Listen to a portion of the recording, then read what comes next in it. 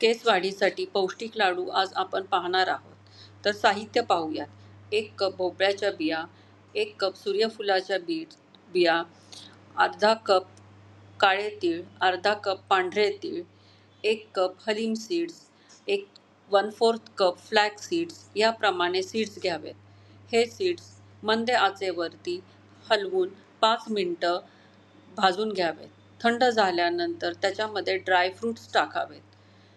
काळे मनुके किंवा पिवळे मनुके 1.5 कप घ्यावेत. हे सगळं मिश्रण मिक्सरमध्ये बारीक करावे.